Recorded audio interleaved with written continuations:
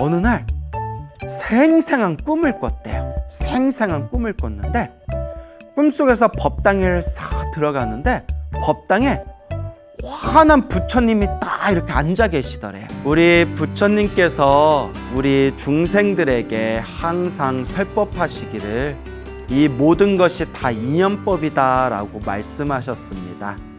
좋은 일도 나쁜 일도 행복도 불행도 모두 다 내가 지은 업의 인연이다. 인연법이다.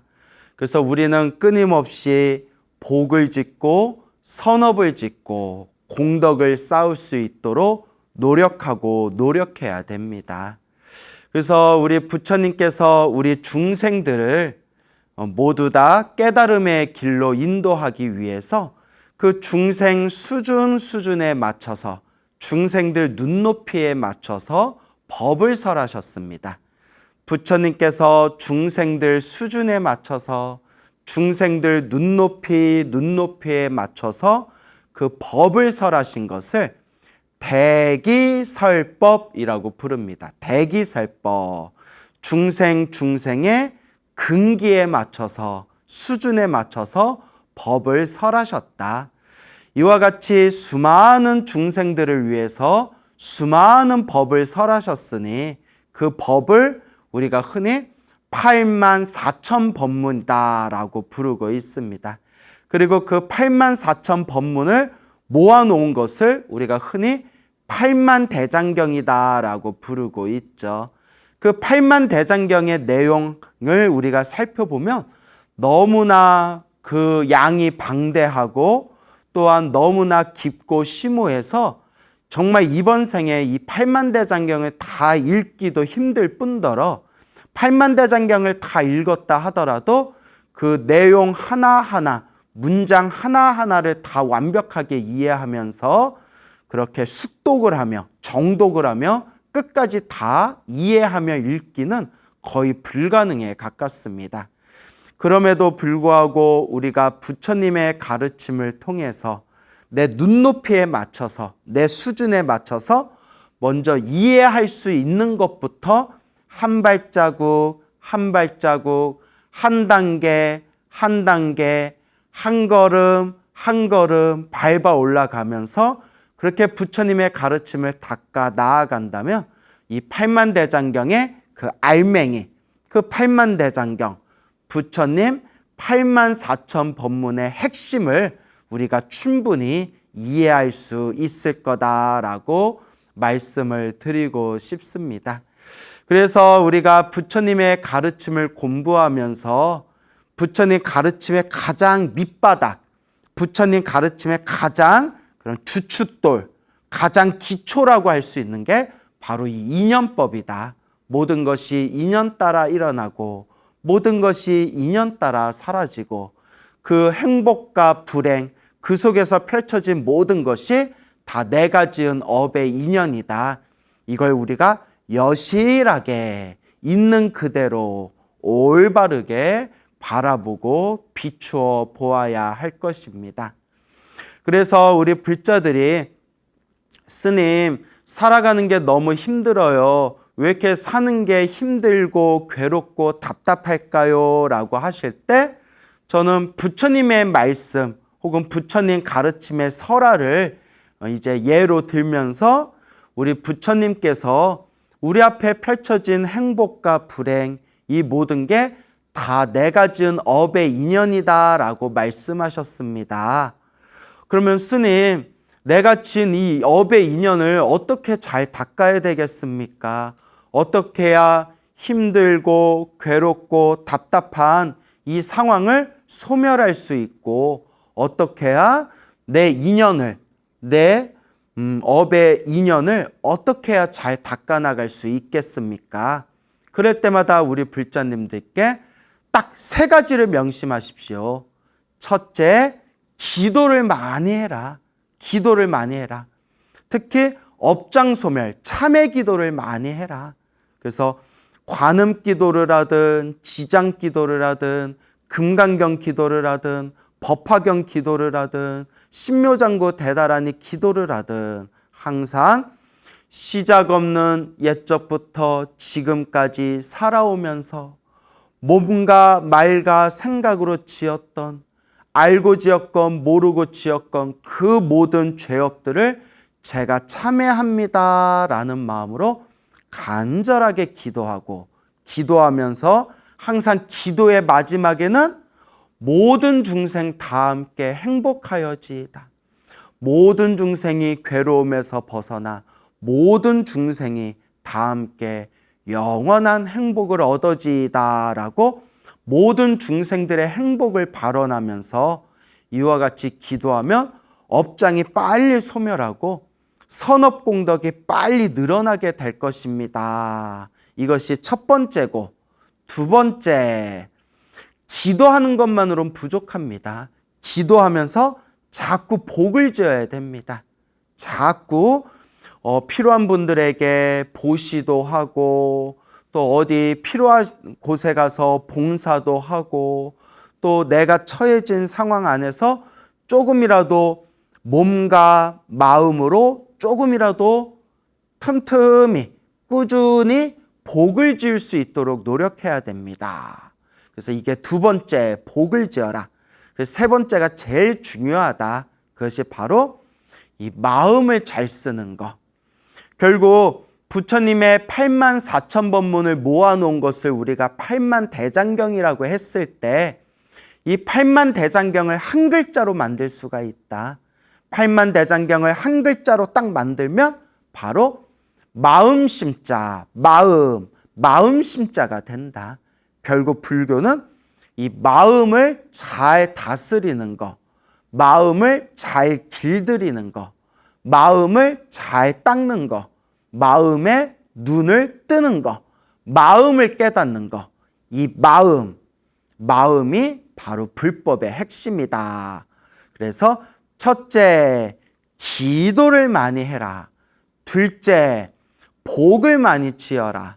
셋째, 이 마음을 잘 닦아야 된다. 이 세 가지를 명심하고 꾸준히 닦아 나아가면 반드시 내 나쁜 업의 인연을 소멸하게 되고, 반드시 좋은 업의 인연, 복과 선업과 공덕이 쌓이게 될 것이다 라는 그런 말씀을 드립니다. 많은 분들이 그래요. 스님, 그런데 그렇게 머리로는 아는데, 머리로는 다 알겠는데 몸으로 실천하기가 너무 힘들어요. 몸으로 닦는 게 너무 힘들어요. 원래 힘든 겁니다, 여러분. 처음부터 수행이 술술 되고 처음부터 이 마음 공부가 술술 된다면 우리는 벌써 다 도인이 되고 벌써 다 부처가 됐어요. 원래 수행은 힘든 거예요. 시작 없는 옛적부터 탐욕과 성냄과 어리석음에 푹 물들어 버린 이 몸과 말과 생각의 업의 습관 때문에 자꾸 번뇌망상이 일어나고, 자꾸 내가 이러면 안 되는데 하면서도 내가 몸과 말과 생각으로 자꾸 실수를 저지르게 되고, 이쪽으로 가야 된다는 게 바른 길인 걸 알면서도 스스로 그 지독한 업의 장애에 걸려서 이쪽으로 가야 된다는 걸 알면서도 저쪽으로 가고 있고, 이렇게 끊임없이 내가 지었던 이 업의 습관에 의해서 이 수행을 하는 데 있어서 자꾸 장애가 생기고 어려움이 생기게 되는 겁니다. 원래 수행이 어려운 거예요. 어렵다는 걸 알고 꾸준히 한 걸음 한 걸음, 한 단계 한 단계 밟아 나아가는 것, 그게 바로 수행이 되는 것입니다. 그래서 우리 불제자들이 인생을 살아가면서 힘들고 괴롭고 답답할 때, 바로 그때가 부처님께 의지할 때다. 그때가 바로 기도하고 복을 짓고 바로 마음 공부할 때다라는 것을 꼭 명심하셔야 됩니다. 얼마 전에 어느 여성 불자님에게 제가 직접 들은 이야기입니다. 어느 보살님께서 당신이 아주 큰 가피를 받으셨대요. 그래서 제가 무슨 가피를 받으셨는데요? 하고 여쭤보니까 그분 말씀이 원래는 그분이 예전에 이렇게 절을 좀 다니셨대요. 이렇게 절을 좀 다니시다가 어느 순간에 점점 이 마음의 불심이 점점 이렇게 좀 가라앉아 버리면서 어느 순간에 한 몇 년 동안 절을 다니질 않았답니다. 그러다가 우연히 우리 광우 스님의 소중한 나, 무한행보, 소나무라는 그런 이제 우리 법문을 듣고 나서 마음에 다시 불심이 이렇게 들썩들썩거리면서 이제 다시 좀 절에 다니면서 기도해야 되겠다라는 생각이 들더랍니다. 그래서 이제 아침에 이제 남편 출근시키고 애들 학교 보내고 집안일 좀 이렇게 하고 난 뒤에 딱 절에 가면 딱 10시가 되더래요. 그래서 매일매일 특별한 날이 없으면, 특별한 일이 없으면 매일매일 이제 절에 가서 그렇게 아침마다 오전 사시불공을 꾸준하게 동참하고 사시불공을 올렸다고 합니다. 그리고 항상 이렇게 관세음보살을 연불 했대요. 항상 마음으로 관세음보살을 연불 했는데 이 보살님이 오래전부터 이렇게 고질병이 하나 있었다고 합니다. 병원에 가도 약을 먹고 치료를 받아도 잘 낫지 않았던 고질병이 있었는데 그냥 손끝에서 발끝까지 온몸이 그냥 욱신욱신거리고 몸이 이렇게 자꾸 아프더래요. 몸에 이렇게 힘도 없고 약간의 좀 무기력증 같은 거겠죠. 몸에 힘도 없고 자꾸 몸이 아파오고 여기저기 막 쑤시고 그래서 병원에 가도 큰 차도가 없었는데 이 불자님께서 이제 마음속으로 전생에 업본가 보다 생각하고 그냥 그러려니 하고 이렇게 살아오고 있었다고 합니다. 그러면서 꾸준히 다시 절에 다니면서 부처님께 불공 올리고 자꾸 이렇게 기도하고 염불하면서 그렇게 몇 개월의 시간이 지났는데 어느 날 생생한 꿈을 꿨대요. 생생한 꿈을 꿨는데 꿈속에서 법당에 싹 들어가는데 법당에 환한 부처님이 딱 이렇게 앉아 계시더래요.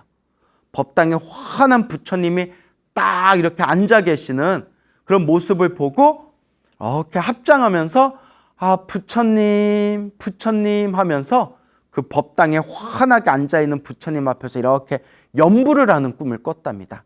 그래서 잠에서 딱 깼는데 너무 꿈이 생생하고 너무나 마음이 시원하고 개운하더랍니다. 이게 소나무에서 들었던 이게 가피 받은 건가? 이게 업장이 소멸한 건가? 그런 이제 여러 가지 생각이 들었는데 그 꿈을 꾸고 난 뒤부터 몇 년 동안 그렇게 당신을 괴롭혔던 그 몸이 욱신욱신 아프던 고질병이 싹 사라져 버렸대요. 몇 년 동안 병원을 다녀도 차도가 없었던 그 고질병이 그 부처님이 환하게 그렇게 앉아 계시는 그 모습을 보고 이렇게 합장하고 염불하던 그 꿈을 꾸고 난 뒤에 당신을 괴롭혀던 그 병이 싹 사라지게 되었다라는 말씀을 저한테 하시더라고요. 그래서 제가 와 대단합니다. 너무나 대단합니다. 그게 몽중가피죠. 그게 바로 몽중가피입니다.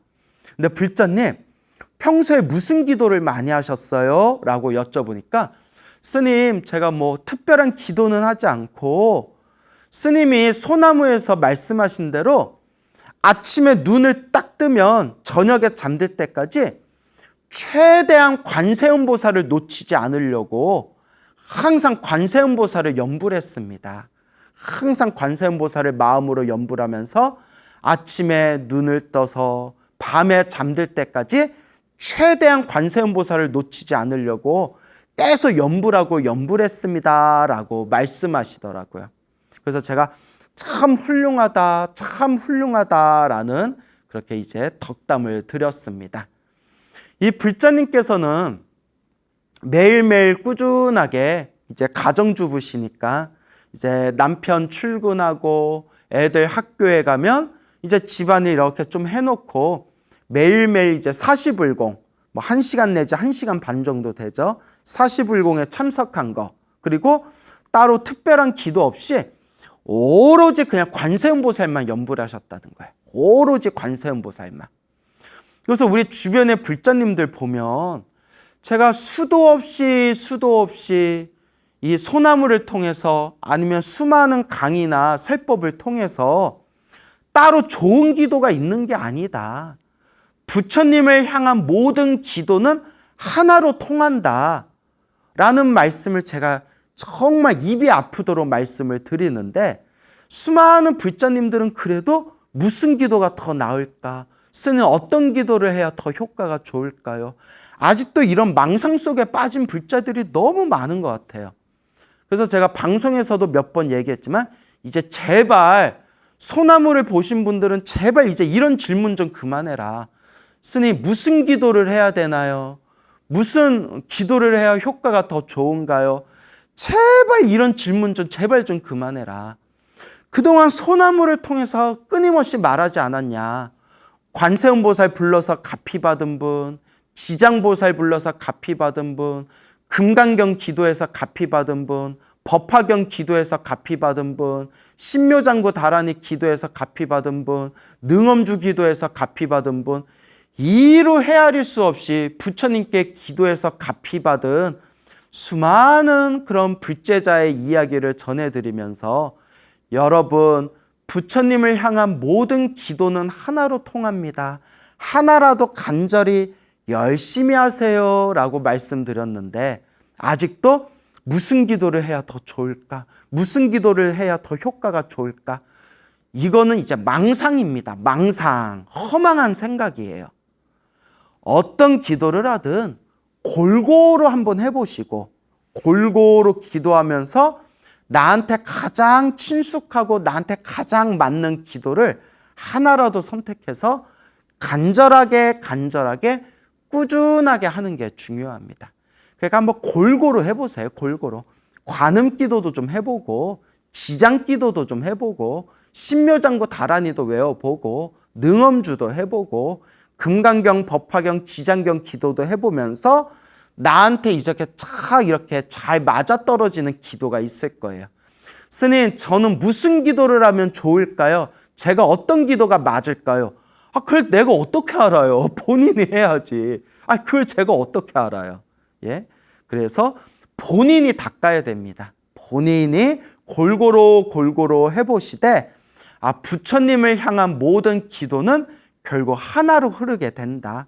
부처님을 향한 모든 기도는 하나의 에너지로 통하게 된다라는 것을 꼭 명심하시기 바랍니다. 그래서 이와 같이 부처님의 가피를 받으셨던 이 불자님도 오직 관세음보살만 연불 하셨대요. 오직 관세음보살만 연불 하셨답니다. 그래서 여러분 어떤 기도가 더 좋지? 어떤 기도를 해야 효과가 더 좋을까? 제발 이제 그런 망상 좀 다 내려놓으시고 어떤 기도를 하든 부처님을 향한 믿음으로 간절하게 정성스럽게 그와 같이 기도하시기 바랍니다. 이제 소나무를 통해서 이미 수없이 여러분들에게 말씀드렸잖아요. 관음기도로 가피받은 불자님도 있고 지장기도로 가피받은 불자님도 있고 금강경이나 법화경이나 신묘장구 다라니로 가피받은 불자들도 있고 그래서 큰 스님들도 불자들한테 기도를 시킬 때 큰 스님들도 자기들이 효과 본 걸로 시켜요. 금강경으로 효과 보신 분들은 금강경 해라 가르치고 법화경으로 효과 보신 분은 법화경 하라 가르치고 관음기도로 효과 보신 분들은 관음기도 하라 가르치고 지장기도로 효과 보신 분은 지장기도 해라 라고 가르치시거든요. 결국 중요한 거는 어떤 기도를 하든 부처님을 향한 그 간절한 마음은 결국 하나로 통하게 된다는 것을 꼭 명심하시길 바랍니다. 그래서 제가 약간 우스갯말로 약간 농담입니다. 우스갯말로 제가 그동안 소나무에서 몇 년 동안 모든 기도는 하나로 통합니다 라고 수없이 얘기를 했기 때문에 스님, 저 스님 팬인데 그러니까 제 팬입니다라는 것은 소나무를 봤다는 얘기잖아요. 스님 팬인데 스님 제가 기도하려는데 무슨 기도해야 될까요? 하면 나는 이제 그 사람 안 쳐다봅니다. 진짜 나 그 사람 안 쳐다봐요. 예, 그렇게 얘기했는데 또 무슨 기도해야 좋을까요? 저는 무슨 기도해야 될까요? 그러면 저는 이제 정말 이 사람 내 팬 아니구나. 이 사람 소나무 안 본 사람이구나. 예, 하도 지긋지긋해서 여러분. 제가 오죽하면 내가 이렇게 열을 올리면서 얘기하겠습니까? 이제 이런 질문 좀 그만하라고. 그래서 뭐 이렇게 막 질문하시는 분들한테 그래요. 내가 소나무에서 이미 다 말해놨기 때문에 1편부터 천천히 한번 보라고. 1편부터 소나무 1편부터 차근차근 들으시면 어떻게 기도해야 되는지, 어떤 마음으로 기도해야 되는지, 왜 기도를 했는데 효과가 없는 것처럼 느껴지는 건지, 왜 기도를 했는데 나쁜 일이 생기는 건지, 어떤 기도가 올바른 기도인지 이걸 소나무에서 다 설명해 놨으니까 1회부터 천천히 보시라고. 그 정도 정성도 없으면서 어떻게 부처님 가르침에 닦겠냐고 라고 그렇게 이제 말씀을 드립니다. 그러니까 근데 보세요. 이런 얘기 100번 해도 또 얼마 지나면 스님 저 소나무 팬인데 스님 저 무슨 기도해야 될까요? 그런 사람 또 나와요. 예, 제가 순간 흥분한 것 같습니다, 여러분. 그러니까 부처님을 향한 기도는 하나로 통한다. 하나라도 간절하게 기도하셔라 라는 말씀을 드리고 싶습니다. 몇십 년 전의 일입니다. 몇십 년 전에 어느 젊은 처녀가 있었는데 1950년 6.25 전쟁, 한국 전쟁이 터지게 됩니다. 그런 정말 우리 한국 그런 역사, 한국 현대의 역사에 정말 가슴 아픈 그런 큰 전쟁이 일어나게 되고 수많은 사람들이 죽고 다치고 뿔뿔이 흩어지게 되는 정말 그런 가슴 찢어지는 그런 힘들고 괴로운 그 시절, 그 한국 전쟁이 터졌을 때 이 처녀가 이제 가족들하고 이제 부산까지 피난을 왔는데 피난을 오는 그런 상황에서 부모님을 잃게 되고 그런 형제 자매들도 다 이제 뿔뿔이 흩어지게 된 겁니다. 그래서 가까스로 부산까지 피난은 왔는데 이제 완전히 다 거지꼴이 돼버린 거예요. 부모님도 잃어버리고 형제자매도 다 뿔뿔이 흩어져서 살았는지 죽었는지 알 수도 없고 정말 어디다 의지하고 의탁할 곳이 없어서 그 젊은 처녀가 그 험악한 시절에 얼마나 무서웠겠어요. 정말 쓰레기를 뒤져가면서 겨우겨우 끼니를 이어가던 그런 한 처녀가 있었습니다. 너무 살아가는 게 힘들고 괴롭고 그리고 부모님도 잃어버리고 형제자매도 다 살았는지 죽었는지 생사도 분명하지 않고 그 속에서 밀려오고 닥쳐오는 그런 두려움, 슬픔, 그런 암울한 마음 때문에 이 처녀가 결국은 독한 마음을 품게 됩니다. 죽자. 내가 그냥 죽어버리자. 내가 그냥 죽자. 그래가지고 내가 이렇게 이 세상 더 이상 무엇하러 내가 살겠는가? 부모님도 잃고 피를 나눈 우리 형제도 우리 자매들도 어디 갔는지 살았는지 죽었는지 알 길도 없고 내가 지금 하루하루 어떻게 살아가야 될지 눈앞이 깜깜한데 그냥 내가 죽자라는 생각이 들어서 이렇게 끈을 가지고 끈을 품에다 안고 산으로 올라갔대요. 산에 올라가서 이제 목매달아서 죽으려고. 그렇게 눈물을 뚝뚝 흘리면서 내 팔자야, 내 팔자야. 왜 이렇게 사는 게 힘들까?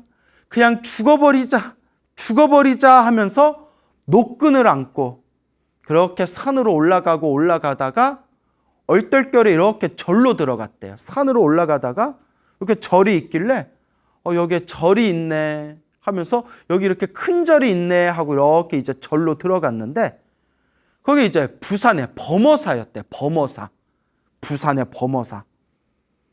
그래서 이렇게 절에 와가지고 내가 이렇게 뭘 어떻게 해야 될지 모르고 두리번거리고 있는데 저기 법당에 어느 이렇게 노스님이 쓱 지나가시는데 노스님이 너무 풍채가 좋고 너무나 그렇게 얼굴이 편안해 보이셔가지고 저 노스님께서는 저 스님께서는 도력이 높으신 분인 것 같다. 저분한테 좀 내가 좀 여쭤봐야 되겠다 싶어서 그 법당 앞에 쓱 지나가는 노스님께 저 스님 하고 이렇게 불렀대요. 그래서 노스님이 이렇게 쳐다보니까 스님, 제가 너무 답답해서 그러는데 뭐 좀 여쭤봐도 되겠습니까? 하니까 노스님이 그래, 말해봐. 뭔데? 처녀, 뭐가 궁금한데? 하니까 이제 처자가 하는 얘기가 스님, 제가 이 전쟁통에 부모님도 잃고 형제자매도 다 뿔뿔이 흩어지고 그리고 하루하루 정말 살 길도 막막하고 제가 그냥 확 죽어버리려고 합니다. 제가 아무런 인생에 희망이 없습니다. 제가 그냥 죽어버리려고 하는데 제가 죽으면 다음 생에 좋은 곳에 태어나겠습니까? 그 노스님이 가만히 쳐다보시더니 못 태어난다. 좋은 곳에 못 태어난다. 딱 이러시더래요. 살아가는 게 힘들어서 확 죽어버리려고 하는데 다음 생에도 좋은 곳에 못 태어나면 어떡합니까? 스님, 왜 못 태어납니까? 그럼 제가 어떻게 해야 됩니까? 그러니까 노스님이 하신 말씀이 살아야 된다. 어떻게든 살아야 된다. 살아야지 왜 죽냐? 살아야 된다라고 말씀하시더래요. 스님, 살고 싶어도 사는 게 너무 괴롭고 힘들고 너무 답답합니다. 너무나 고통스러워서 그렇습니다. 그럼 제가 어떻게 살아야 됩니까? 라고 하니까 노스님께서 관세음보살을 불러라. 간절하게 관세음보살을 불러라. 자나 깨나 오직 관세음보살을 불러라. 관세음보살을 부르면 반드시 너를 도와주실 것이다. 스님, 관세음보살 부르면 밥이 나옵니까? 떡이 나옵니까? 관세음보살 부른다고 뭐가 달라집니까? 그러니까 노스님이 관세음보살을 불러라. 간절하게 관세음보살을 불러라. 자나 깨나 관세음보살을 불러라. 관세음보살을 부르면 반드시 너를 도와주실 것이다 하면서 그 처자를 이렇게 붙들고 어디로 데려가더래요. 그래서 공양간으로 데려와서 일단 사람은 먹여야 돼요, 여러분. 백날 좋은 얘기 해봤자 일단 배부터 채워줘야 돼요. 밥을 배불리 먹이더래요. 자, 배고팠지? 요거 좀 먹어라 하면서 공양가에서 밥을 배불리 먹은 뒤에 아무리 범어사가 큰절이지만 그렇게 거짓골이 된 여자한테 그렇게 배불리게 밥을 먹일 정도로 그렇게 쌀이 풍족했던 시대는 아니지 않습니까? 밥을 배불리 먹인 뒤에 마지막으로 다시 간곡하게 말씀하시는 게 살아야 된다. 오직 관세음보살을 불러라. 관세음보살이 반드시 도와주실 것이다. 살아야 된다라고 그렇게 간곡하게 그렇게 당부를 하시더랍니다. 그 노스님의 간곡한 말씀에 이 마음이 촉촉하게 젖어든 이 처녀는 결국 이제 다시 마을로 내려가서 마음으로 결심을 합니다. 그래, 살자. 악착같이 한번 살아보자. 어차피 일어나 죽거나 절에나 죽거나 악착같이 살아보자 하면서 그날부터 오직 관세음보살을 부르면서 온갖 잡일을 다 했대요.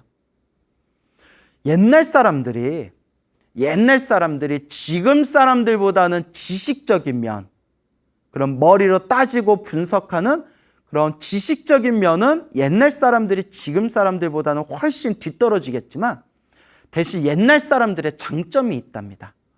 뭐 하나 꽂히면 그냥 정말 순수하고 우직하게 밀고 나가는 힘이 있대요. 그 처녀도 오직 관세음보살을 간절하게 부르면서 악착같이 살아가서 나중에는 이제 시장에서 장사를 하게 되었고, 결국엔 그 부산 시장에서도 아주 손꼽히는 그런 큰 부자가 되었다라는 그런 정말 전설 같은 이야기가 전해지고 있답니다. 이 이야기를 제가 전해 듣고 저는 문득 이런 생각을 했습니다. 우리 사람의 업의 인연이라는 게 좋은 업만 있는 것도 아니고 나쁜 업만 있는 것도 아니에요. 좋은 업의 인연과 나쁜 업의 인연이 끊임없이 내가 지은 업보 따라서 일어나고 사라집니다. 예를 들어서 부모 복은 있는데 자식 복이 없는 경우가 있고요. 또 부모 복은 있는데 남편 복이나 아내 복이 없는 경우도 있고요. 또 부모 복도 없고 부부 복도 없었는데 말년에 자식 복은 있어가지고 또 자식 복이 있는 경우가 있고요. 또 건강 복은 있는데 재물 복이 없는 경우가 있고요. 재물 복은 있는데 건강 복이 없는 경우가 있고, 그러니까 한마디로 모든 일들이 다 좋은 일만 있거나 나쁜 일만 있는 게 아니라 좋은 일, 나쁜 일, 내가 지은 업의 인연 따라 그 퍼센티지가 다른 것 같아요. 뭐 3대 7, 뭐 5대 5, 뭐 6대 4, 뭐 8대 2 이런 식으로 좋은 업이 많은 경우도 있고 나쁜 업이 많은 경우도 있고, 우리 업의 인연이라는 게 그렇습니다. 그것도 다 내가 지은 업보고 내가 지은 업연이죠. 근데 제가 이 6.25 전쟁을 겪은 이 처녀의 이야기를 딱 전해 듣고 느낀 게 무엇이냐면, 이 처녀는 일단 복이 많은 사람은 아니에요. 선업이 많은 사람은 아닙니다. 왜냐? 겉으로 볼 때 한창 시골에서 고향에서 부모님과 형제자매가 즐겁게 지내다가 한국전쟁이 터져버려서 숱한 고초를 당하게 되고, 눈앞에서 전쟁 때문에 사랑하는 그 부모님을 잃게 되고, 피를 나눈 형제자매가 뿔뿔이 흩어져가지고 살았는지 죽었는지 알 수도 없고, 부산까지 피난을 왔는데 하루 한 끼 먹기도 힘들게 하루하루 겨우겨우 끼니만 때우면서 살 수밖에 없었고, 이런 현상만 보면 정말 박복하구나, 정말 복이 없구나. 저 어린 나이에 전쟁을 겪으면서 저 한창 연애하고 사랑받을 저 젊은 나이에 눈앞에서 부모님이 전쟁에서 목숨을 잃고 형제자매 다 흩어지고 하루하루 먹고 살기도 힘들고, 오죽하면 끈을 들고 산에 가서 목매달아 죽을 생각을 했겠어요. 이것만 보면 박복하고 복이 없는 사람인데 왜 하필이면 죽으려고 산을 올라갔는데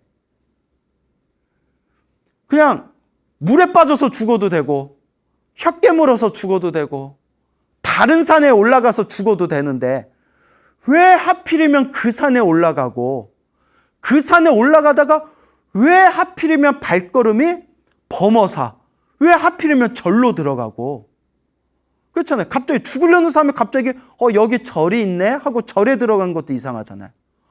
그리고 절에 들어갔는데 왜 하필이면 그때 법당에서 노스님이 지나가셨을까? 참 이게 이 인연법이라는 게 참 신기하지 않아요? 정말 죽으려고 산에 올라갔을 때 그 산이 아니었으면 어쩔 뻔했고, 범어사가 있는 산이 금정산이죠. 금정산이 아니라 저기 다른 산으로 갔으면 어쩔 뻔했고, 금정산 올라가는 길에 또 딴 길로 올라가가지고 범어사를 못 봤으면 어쩔 뻔했고, 범어사를 봤더라도 어차피 나 죽을 건데 절에 들어가면 뭐해 라고 하면서 절에 안 들어갔으면 어쩔 뻔했고, 또 하필이면 그 절에 들어갔을 때 그 1분 차이, 2, 3분 차이로 그 법당 앞에 지나가는 노스님을 만나지 못했더라면 어쩔 뻔했을까? 과연 그 처녀는 과연 어떻게 되었을까?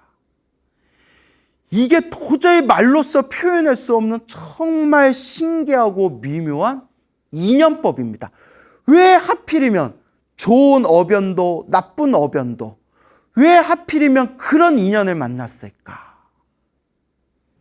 그래서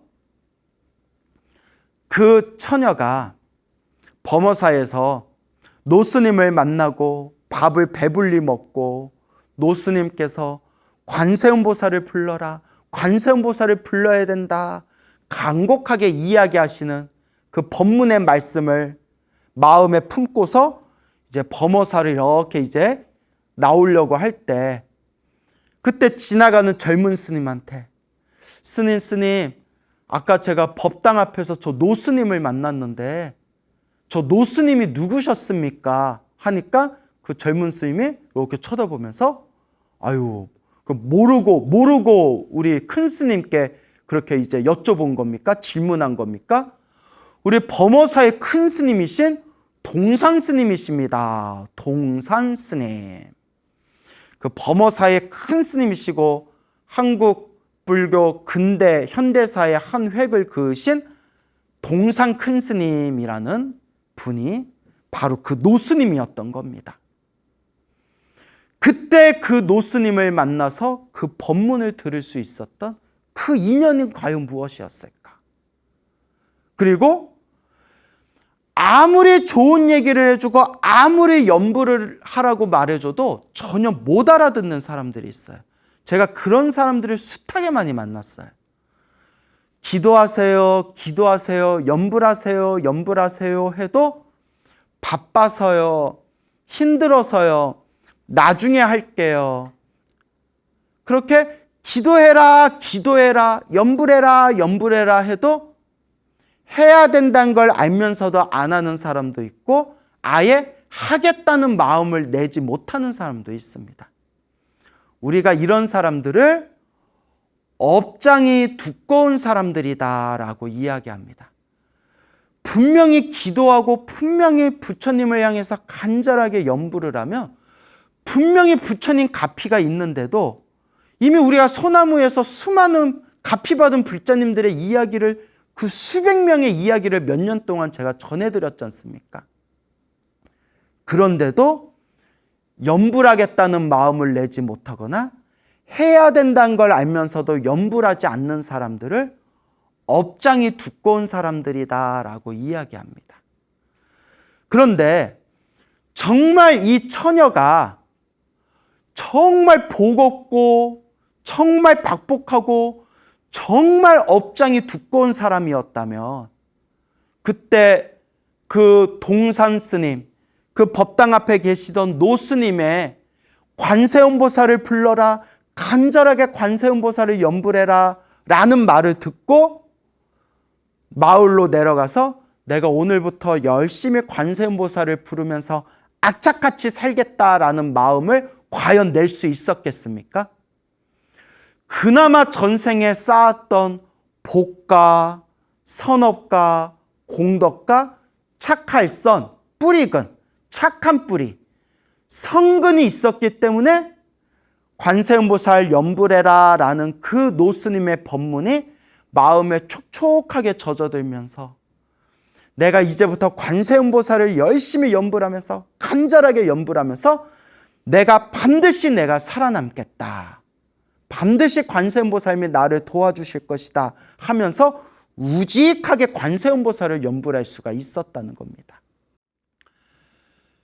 이와 같이 우리가 이 처녀를 가리켜서 과연 복이 많은 사람인가, 복이 없는 사람인가 딱 잘라서 우리가 판단할 수 있는 것이 아니다. 이 업의 인연이라는 것은 정말 복잡하고 정말 미묘하고 정말 뒤섞여 있는, 한마디로 표현할 수 없는 정말 미묘하기 짝이 없는 것, 이것이 바로 업의 인연법이다 라는 것을 우리가 명심해야 됩니다. 그래서 이 처녀가 겉으로 봤을 때에는 한국전쟁을 겪으면서 부모님을 전쟁에서 잃고 사랑하는 그 수많은 형제자매와 뿔뿔이 흩어지게 되고 타향살이를 하면서 힘들게 살아왔던 것만 본다면 정말 복이 없고 정말 업보가 두꺼운 여인이구나 라고 바라볼 수도 있겠지만, 죽으려고 했던 그 시점에 금정산에 오르다가 범어사에 들어가게 되고 법당에서 지나가는 동산 큰 스님을 만나 뵙게 되고, 그때 큰 스님께 관세음보살을 염불해라 라는 법문을 듣게 되고, 마을에 내려와서는 간절하게 관세음보살을 염불하면서 나중에는 그 부산시장에서도 손꼽히는 그런 큰 부자가 되었다는 것을 또 살펴보면 굉장히 복이 많은 사람이구나, 정말 복 많은 사람이구나 라고도 바라볼 수가 있는 겁니다. 그렇다면 이 여인은 복이 많은 사람입니까? 복이 없는 사람입니까?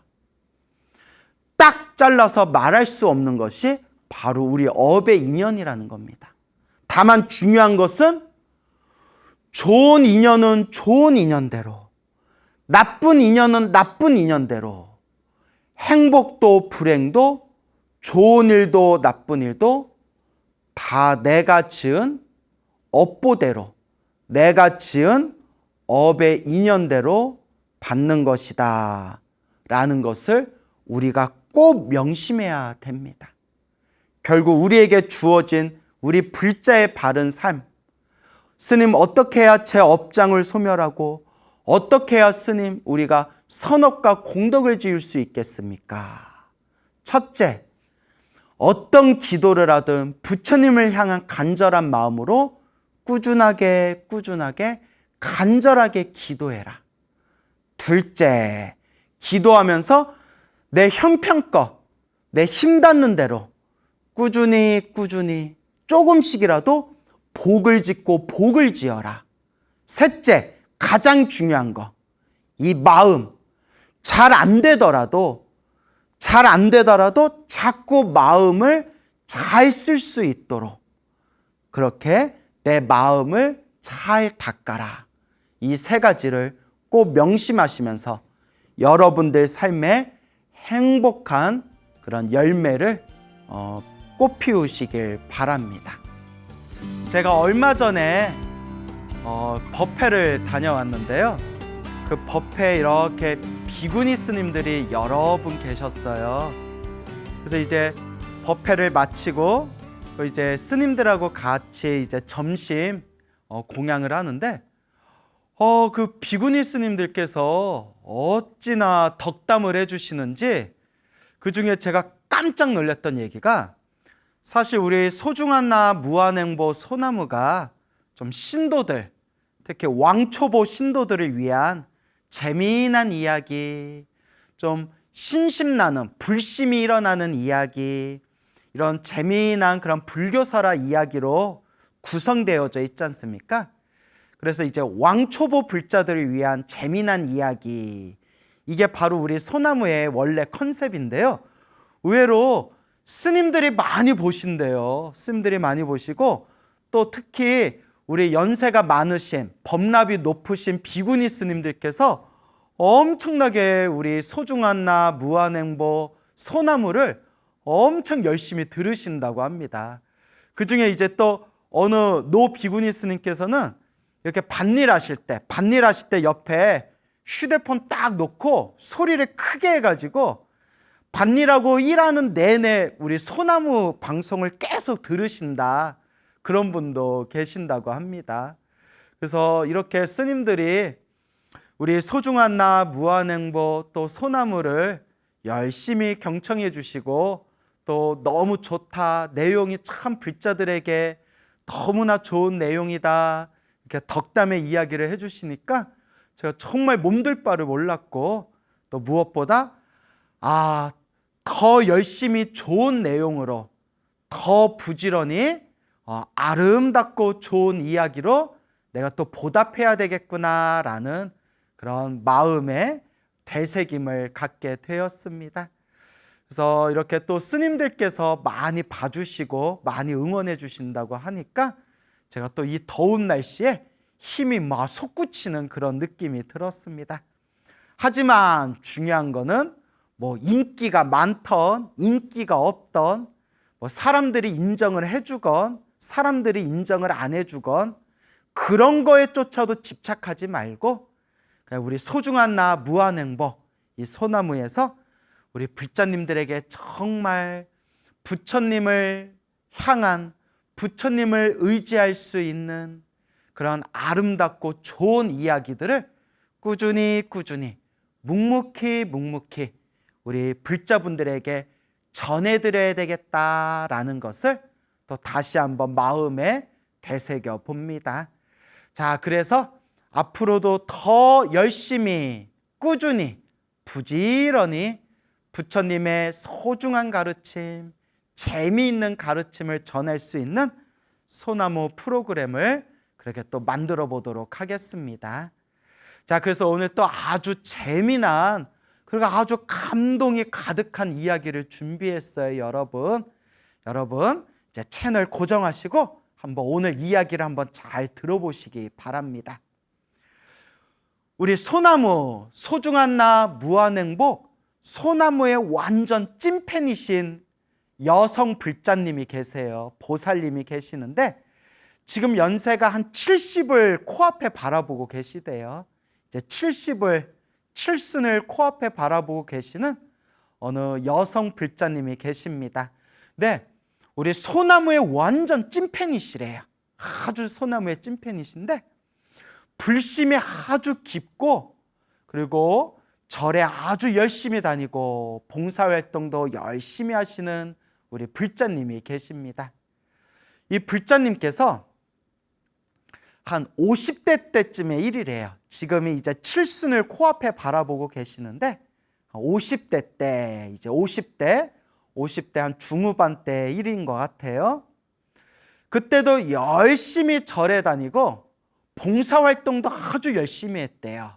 우리 불자님께서 절에도 열심히 다니고 기도도 열심히 하고 무엇보다 주변에 같이 절에 다니시는 불자님들이 다들 입에 침이 마르도록 칭찬을 하시면서 어쩜 저렇게 절에서 사찰에서 봉사를 열심히 하냐라고 인정받을 정도로 봉사활동도 아주 열심히 하시던 그런 불자님이 계셨어요. 근데 이 불자님이 절에 다니면서 기도를 하면서 기도하다 보니까 점점 이제 마음에 방황이 찾아왔대. 마음의 방황. 마음이 왔다 갔다 헷갈리는 거예요. 요 마음에 어떤 방황이 찾아왔냐면 우리 이 절에 기도를 할 때 우리 불교의 수많은 부처님, 보살님, 수많은 불보살님들이 계시다 보니까 누구를 불러야 할지 누구를 원불로 삼아야 될지 누구를 내 마음의 스승인 원불로 삼아야 될지 그 마음이 왔다 갔다 자꾸 헷갈렸대요. 그래서 관세음보살님을 부르다 보면 왠지 지장보살님이 더 좋아 보이고 또 지장보살 부르다 보면 또 관세음보살님이 더 좋아 보이고 또 저 팔공산 갓바위가 유명하다고 해서 또 갓바위에 가서 기도하려고 갓바위에 가봤더니 거기서 또 약사열애불 연불하고 있고 그러니까 마음이 막 헷갈리더래요. 관세음보살을 부르면 지장보살님이 또 좋아 보이고 지장보살을 부르면 관세음보살님이 또 좋아 보이고 또 영험이 가득하다는 팔공산 갓바위에 가면 또 약사열애불을 부르고 있고 막 헷갈리더래요. 누구를 불러야 되나 관세음보살도 불렀다 지장보살도 불렀다 약사열애불도 불렀다. 근데 우리 불자님들 많이들 기도하다가 많이 겪게 되는 우리 불자님들이 한 번씩은 부딪히게 되는 고비가 있잖아요. 무슨 기도를 해야 더 효과가 좋을까? 그러니까 자꾸 망상이 생기잖아요. 그래서 이 불자님도 자꾸 마음에 망상이 생기고 왔다 갔다 헷갈리고 무슨 기도를 해야 될지 막 방황을 막 하게 되었대요. 그런 와중에서도, 그런 가운데에서도 절은 꾸준히 다니면서 봉사활동도 꾸준히 하시면서, 그러면서 부처님께 기도하면서 마음속으로 부처님, 제가 어느 부처님, 어느 보살님을 내 마음의 스승, 원불로 삼을지, 어느 불보살님을 내가 원불로 내 마음의 스승으로 모실지 저에게 답을 주세요 라고 그렇게 마음으로 이렇게 이제 발언하면서 또 기도도 열심히 하셨대요. 그러던 어느 날이었대요. 불자님이 어느 날 한밤중에 생생한 꿈을 꿨대요. 아주 생생한 꿈을 꿨대요. 딱 꿈을 꿨는데 꿈에 아주 생생하게 지옥이 펼쳐졌더래요. 지옥. 그냥 지옥, 저승길에 그 지옥이 쫙 펼쳐져 가지고 요 보살님이 지옥 한가운데 있는데 사람들하고 다 손에 포승줄이 묶여가지고, 손에 밧줄, 포승줄에 묶여가지고 밧줄에 묶여서 사람들이 마치 굴비, 줄에 묶인 그 굴비처럼 다들 묶여가지고 저승길을 걷고 있었는데 그 불자님이 뭐라고 하냐면 꿈속에서도 내 업보가 정말 두껍구나, 내 업보가 정말 두껍구나 라고 느낀 게 이렇게 막 온몸에 줄이 묶여가지고 저승길을 걷고 있는데 저승길을 걸을 때 오리걸음으로 걷고 있더래요. 오리걸음으로. 그냥 걷는 것도 엄청 힘든데 온몸에 줄이 묶여가지고 사람들의 막 굴비에 묶인, 굴비가 줄에 묶인 것처럼 사람들이 막 줄에 묶여가지고 오리걸음으로, 이렇게 오리걸음으로 저승길을 막 걷고 있었대요. 그러니까 이 보살님 말씀이 얼마나 업이 두꺼우면 저승길을 걸으면서도 자기가 오리걸음으로 걸어갔겠냐고 이제 이렇게 얘기를 하시는 거예요. 그렇게 이제 사람들하고 줄이 묶여서 오리걸음으로 막 저승길을 가고 있는데 저 앞에 딱 염라대왕이 서 있더래요. 염라대왕이 서 있는데 염라대왕이 딱 이렇게 길목에 딱 이렇게 서가지고 한 손에는 책을 들고 한 손에는 시퍼런 칼을 들고 있는데 어마어마하게 덩치가 크더래요. 염라대왕이. 아주 생생하게 기억이 난대요.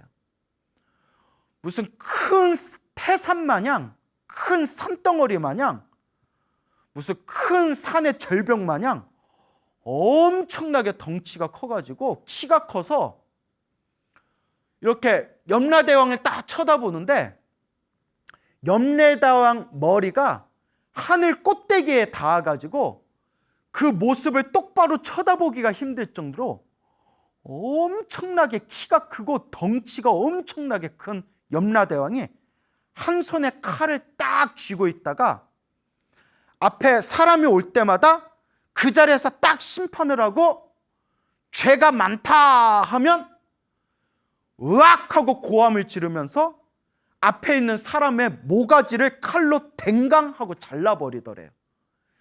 그게 생생하게 그 꿈속에서 그걸 생생하게 그걸 목격을 했대요. 그래서 칼을 든 염라대왕이 또 사람이 앞에 오면 그 자리에서 딱 심판을 하면서 칼로 목을 딱 쳐버리고 또 그 다음 사람이 오면 또 그 자리에서 딱 심판을 하면서 칼로 목을 쳐버리고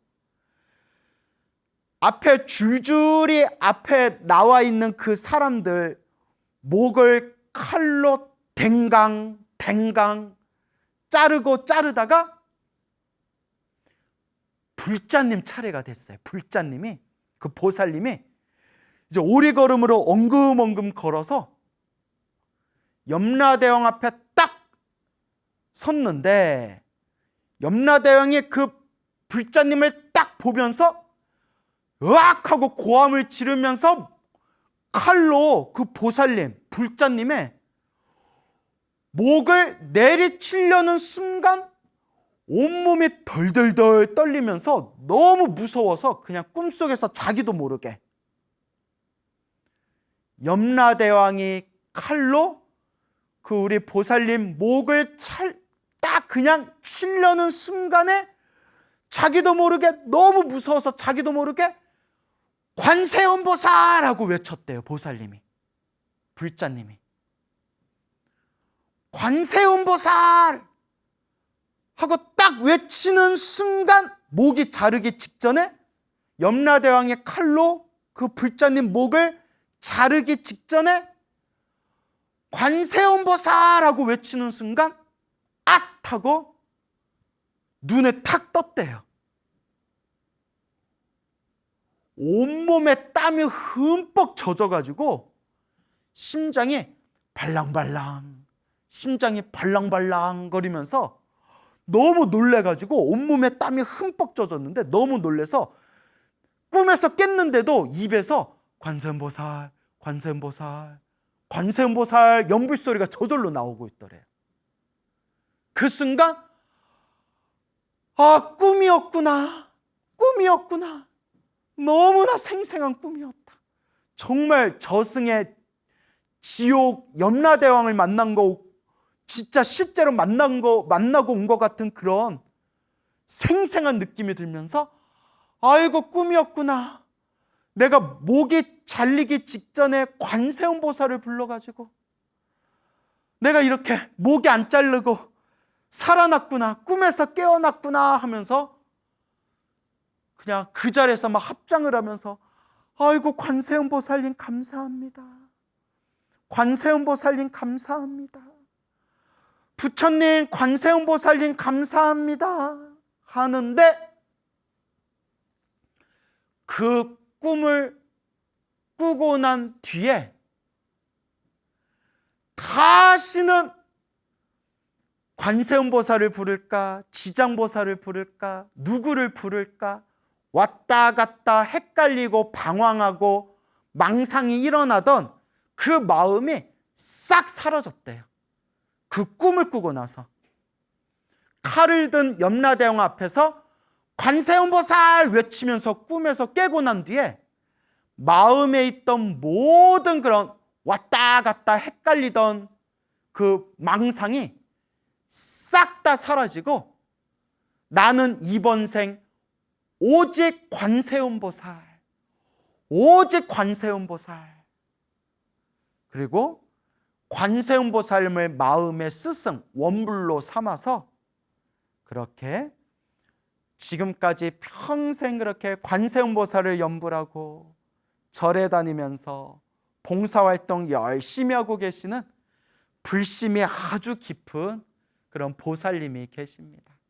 그 꿈을 꾸고 나서 마음에 관세음보살 그렇게 중심이 딱 잡혔대요. 그리고 그 뒤로는 어느 부처님을 모실까, 어느 보살님을 부를까, 어떤 연불을 할까, 이게 싹 사라졌대요. 그래서 여러분, 제가 늘 말씀드리잖아요. 관세음보살을 부르건 지장보살을 부르건 천수경을 기도하건 금강경을 기도하건 법화경을 기도하건 능엄주를 기도하건 광명진원을 기도하건 불보살님을 향한 기도는 하나로 통한다. 어떤 기도를 하든 불보살님을 향한 기도의 에너지는 하나로 통한다. 제가 입이 아프도록 여러분들 귀가 따갑도록 말씀을 드리잖아요. 다 자기 인연법이 있어요. 그래서 제가 늘 말씀드리는 게 하고 싶은 기도 실컷 하다가 이 기도도 해보고 저 기도도 해보고 하다 보면 나와 딱 인연이 있는, 나와 딱 맞는 가장 내가 의지가 되고 가장 마음이 편안한 나만의 기도법이 딱 생기게 된다. 내 마음의 중심이 딱 잡히게 된다. 그러니까 한번 모든 기도를 한번 해봐라. 한번 다 해보고 나한테 맞는 기도법이 딱 저절로 생기게 된다. 그런 말씀을 항상 드리지 않습니까? 그래서 그 보살님은 꿈에서 관세음보살 외치면서 그날 이후로 마음에 오직 관세음보살 중심이 딱 잡히게 되었다고 합니다. 이게 다 자기 인연법이 있습니다. 그래서 저도 처음에는 막 관세음보살 연불도 하고 금강경 기도도 해보고 천수경 기도도 해보고 특히 연불을 할 때 관세음보살 연불을 많이 했어요. 저 같은 경우에도.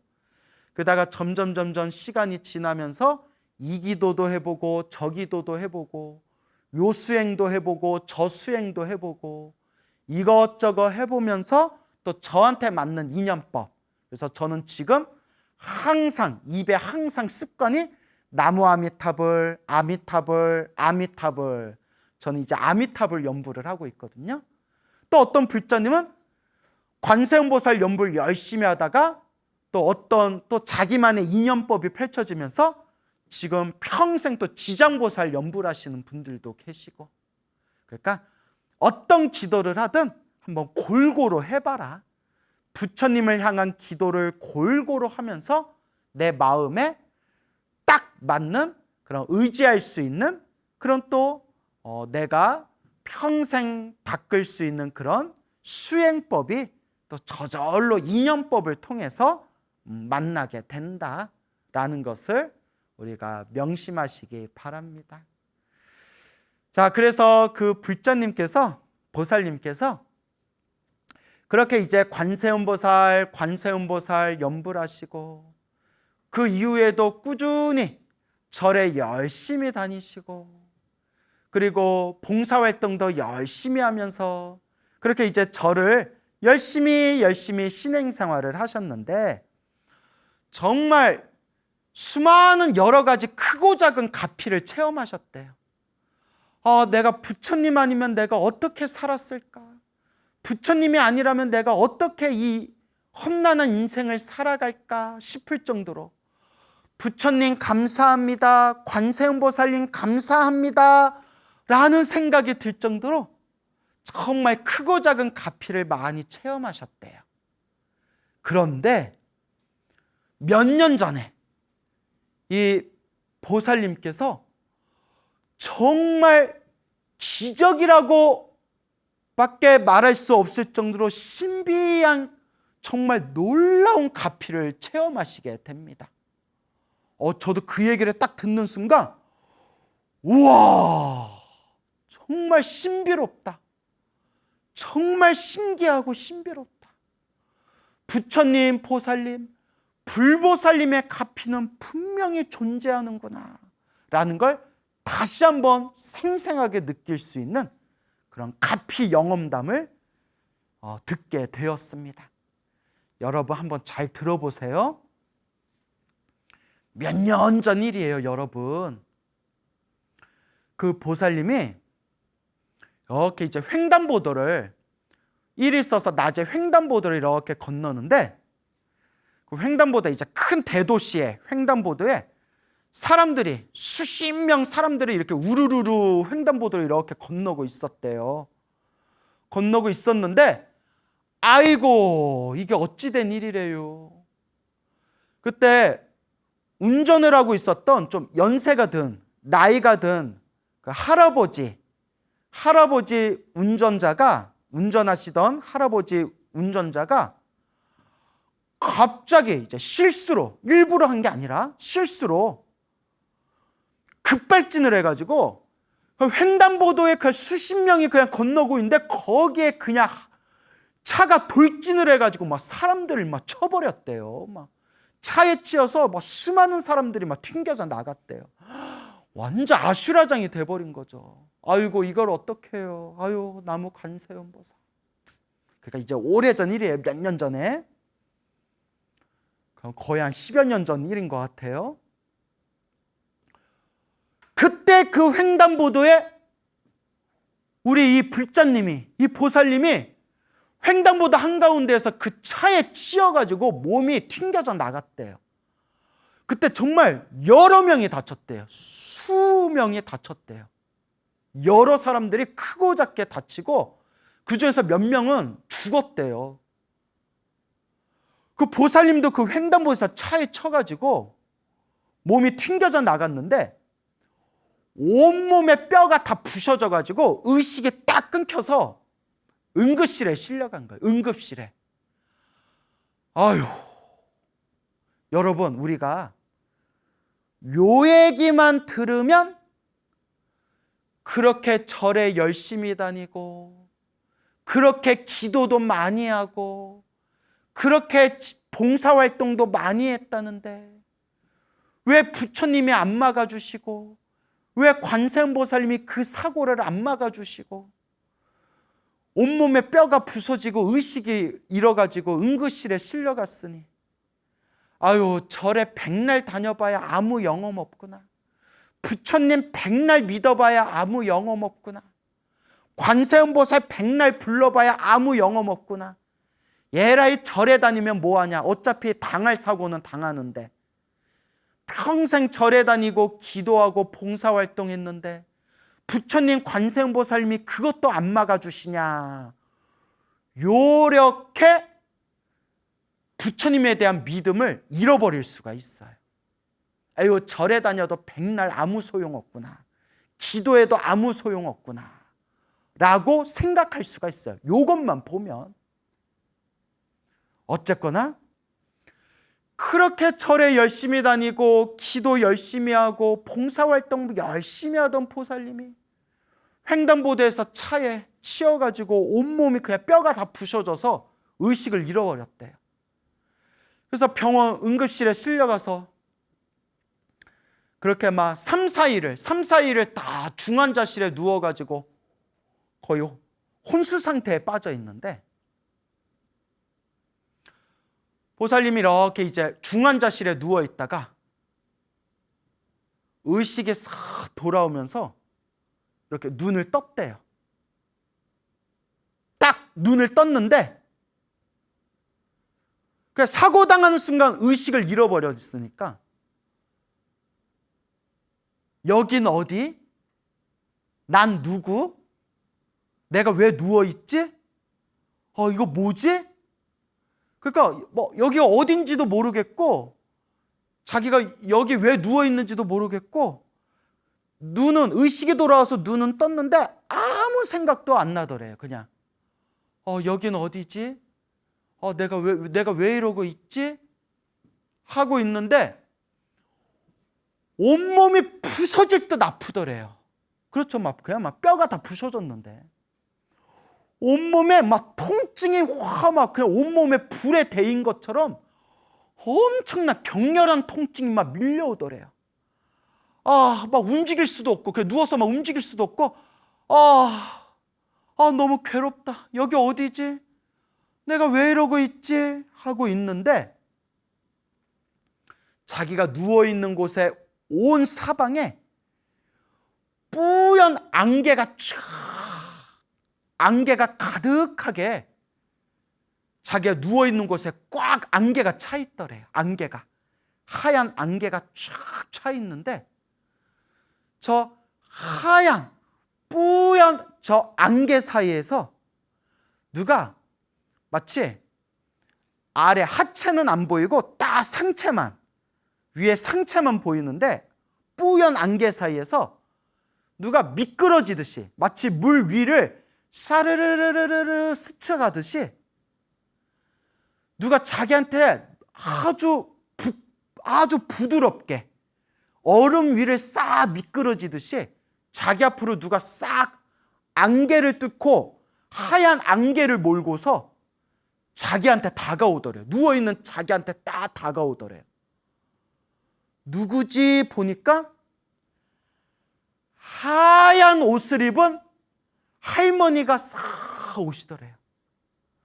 얼굴이 아주 맑고 얼굴이 하얗고 얼굴이 아주 맑은 하얀 옷을 입은 할머니가 싹 자기 옆으로 싹 다가오시더래요. 여러분, 검은 옷을 입고 오면 이거는 큰일 나는 거예요. 이제 검은 옷을 입고 오면 누구겠어요? 저승사자잖아요. 검은 옷을 입고 이렇게 오면 이리 와, 어서 와, 따라와, 이제 이러는 거죠. 이제 하얀 옷을 입은 얼굴이 인자해 보이는 맑은 할머니가 자기 옆에 다 오더니 그 보살님이 누구시지? 누구지? 처음 보는 분인데 누구지?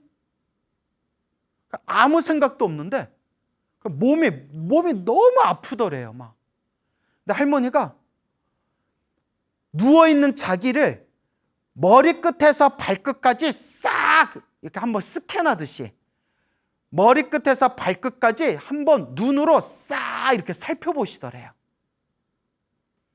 머리끝에서 발끝까지 할머니가 그 누워있는 그 보살님을, 불자님을 한번 싹 머리끝에서 발끝까지 싹 살펴본 뒤에 그 불자님의 얼굴을 딱 바라보면서 흐뭇하게 미소를 지으셨대요. 흐뭇하게 환한 미소를 지으시는데 그 미소를 딱 보는 순간 요 누워있는 불자님의 그렇게 막 뼈가 아스러지도록 격렬하게 아프던 통증이 싹 사라지더래요. 통증이 싹 사라지더래요. 그리고 자기를 바라보면서 흐뭇하게 환하게 미소 짓고 있는 그 할머니의 얼굴을 딱 보는 순간 몸의 통증과 아픔이 싹 사라지는데 아직도 그 할머니의 미소가 생생하게 기억이 난대요. 그런데 그 아름다운 그 미소가 도저히 뭐라고 말로 표현할 길이 없대요. 그 뭔가 그 웃는 듯 안 웃는 듯 하지만 뭔가 흐뭇하게 환하게 미소 짓는 그 아름다운 미소가 뭐라고 말로 표현할 수 없을 정도로 너무나 미묘하더래요. 너무나 미묘하더래요. 그 미소를 자기가 두 눈으로 똑똑히 보고 기억이 나지만 뭐라고 자기가 표현할 길이 없대요. 그러면서 너무나 그 아름다운 그 말로 표현할 수 없는 그 미묘한 미소를 보면서 머리끝에서 발끝까지 온몸의 통증이 싹 사라지는데 할머니가 다 미소를 지으면서 그 안개와 함께 미끄러지듯이 싹 뒤로 점점 사라지시더래요. 안개와 함께. 할머니가 안개와 함께 싹 사라지는 순간 안개가 싹 걷히면서 자기가 딱 중환자실에 딱 누워있더래요. 온몸의 통증은 싹 사라지고 중환자실에 딱 누워서 자기가 눈을 멀뚱멀뚱 뜨고 있으니까 옆에서 누가 몇 호 환자 깼어요 하는 순간 막 사람들이 막 의사하고 막 간호사하고 막 달려오고 막 사람들이 막 달려오더래요. 그런데 이 불자님이 하신 말씀이 비몽사몽이 그 할머니를 봤을 때 절대 꿈이 아니었대요. 왜냐하면 눈을 뜨고 있었대요. 자기가 딱 눈을 떴을 때 그냥 어딘지 알 수 없는 그 뿌연 그런 안개 사이에서 할머니가 싹 나타나셔서 자신의 몸을 눈으로 싹 훑어보고 그 아름다운 미소를 쫙 지으면서 안개와 함께 사라지셨는데 눈을 뜬 상태에서 본 모습이었대요. 그러니까 꿈이 아니래요. 절대 꿈이 아니라고 분명히 말씀을 하시더라고요. 꿈이 아닙니다. 그 순간 이제 의사도 오고 간호사도 와서 이제 의식에 깨었으니까 그렇게 이제 혼수 상태에서 깨어났는데 그 비몽사몽 생생하게 하얀 옷을 입은 할머니의 미소를 보고 난 그날 이후부터 온몸의 회복 속도가 마치 빛의 속도처럼 너무나 몸의 회복이 너무나 빨라가지고 옆에 진료하던 의사가 깜짝 놀랄 정도였대요. 나 살다 이렇게 회복 속도가 빠른 사람 처음 본다고. 온몸에 뼈가 부서졌는데 실려왔을 때 온몸에 뼈가 부서진 채 실려왔는데 의식을 깨고 나서 회복 속도가 너무 빠르다고. 의사가 입을 벌리고 놀랄 정도였대요. 그러면서 그때 같이 횡단보도에서 차에 치였던, 그때 크게 다쳤던 그 사람들은 막 몇 개월 동안 병원에 입원하고 치료받으면서 엄청 고생했는데 그 보살님은 며칠 만에 퇴원을 하셨대. 며칠 만에. 의사가 그냥 자가 치료해도 되겠다고. 의사가 깜짝 놀라더라고요. 이건 기적이라고밖에 말을 못하겠다고. 너무 회복 속도가 빠르다고. 어떻게 아직 젊지 않은 나이에, 연세 드신 나이에 뼈가 너무 잘 붙고 너무 회복 속도가 빠릅니다. 그냥 퇴원해서 집으로 가셔도 되겠습니다 해서 그 할머니의 미소를 본 그날 이후로 회복 속도가 너무 빨라서 며칠 만에 퇴원을 하시고, 그렇게 몇 년이 지난 지금 몸에 큰 후유증이 없이 지금 건강을 잘 유지하면서 그렇게 건강하게 지금 살고 계신다라는 그런 놀라운 이야기를 불자님, 우리 소나무 찐팬이신 그 보살님의 이야기를 듣게 되었습니다. 와! 지금도 절에 열심히 다니면서 기도도 열심히 하시고 봉사활동도 아주 열심히 하시면서 지금도 신행생활을 아주 잘하고 계신다고 합니다. 예. 제가 이 얘기를 딱 듣는 순간 그분이 완전 소나무 찐팬이시고 오랫동안 그냥 부처님만 믿고 기도하고 봉사활동하시는 찐 불자신데 어떻게 그분이 저한테 거짓을 얘기하겠어요. 이 이야기를 듣고 제 마음에 얼마나 불심이 차오르든지, 아이고 부처님, 아이고 관세음보살님, 아이고 불보살님, 나무아미타불 관세음보살, 지장보살, 야 정말 부처님 가피가 있구나, 이게 불법의 힘이구나라는 걸 다시 한번 이 불심이 충만한 느낌이 정말 꽉 차오르더라고요. 여러분, 부처님 가피가 있습니다. 분명히 있습니다. 그런데 여러분, 제가 아까 이야기하면서 이런 말씀 드렸죠. 횡단보도에서 차에 치였을 때 뼈가 다 부서지고 혼수 상태에 빠져서 중환자실에 입원했는데, 그때 우리들이 자칫 이런 마음을 낼 수가 있다고 했죠. 저렇게 절에 열심히 다녀봤자 뭐하냐, 저렇게 기도 열심히 해봤자 뭐하냐, 저렇게 절에서 봉사활동 많이 해봤자 뭐하냐, 저렇게 사고가 나서 다 죽게 생겼는데도 그거 하나 못 막아주고 절에 백날 다녀도 아무 소용없구나 라고 생각할 수가 있었겠지만, 비록 차 사고가 나서 혼수 상태에 빠져서 병원에 입원했지만 그 중환자실에서 딱 의식이 깨어서 눈을 떴을 때 뿌연 안개와 함께 찾아오신 하얀 옷을 입은 할머니가 아름답고 환한 미묘한 미소를 보여주시니 그 자리에서 온몸의 통증이 싹 사라져서 며칠 만에 그냥 몸의 건강을 되찾으면서 며칠 만에 퇴원하게 되었다. 부처님 가피가 분명히 있잖아요. 그러면 이제 우리는 이렇게 생각해 볼 수가 있어요. 그러면 스님, 그러니까 저 같아도 이런 마음이 들 것 같아요. 저 같아도 이왕 도와주실 거 사고 나기 전에 도와주시지, 왜 꼭 사고 나고 다 죽게 생겼을 때 그때 도와주는 겁니까? 사고 나기 전에 좀 도와주시지. 바로 이럴 때 우리가 법문을 듣고 불교 공부를 하는 거예요. 소나무에서 제가 귀에서 피가 나도록 말씀드렸잖아요.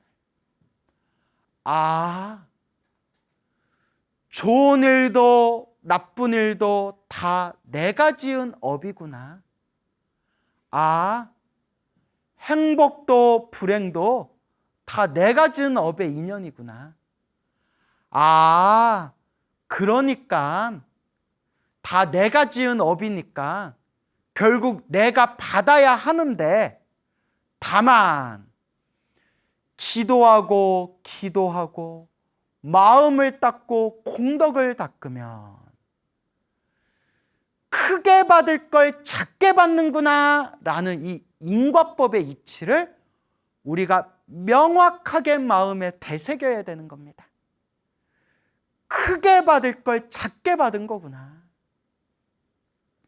어쩌면 그 불자님이 수없는 과거 전생에 혹 지독한 살생의 업보를 지은 게 있어서 이번 생에 사실 그때 교통사고 당해서 죽었어야 할 업이었을 수도 있고, 아니면 살아났어도 평생 몸에 장애를 안고 살거나 몸에 항상 그 후유증 때문에 계속 고생하면서 그렇게 살아야 할 업보였을 수도 있는데, 크게 받아야 할 그 업보를 그나마 교통사고 당해가지고 크게 받아야 할 업을 교통사고를 받고, 하지만 결국에는 건강을 되찾은 걸로 크게 받을 걸 작게 받은 것이구나 라고 우리는 미루어 짐작해 볼 수가 있다는 거죠. 크게 받을 업보를 작게 받는다.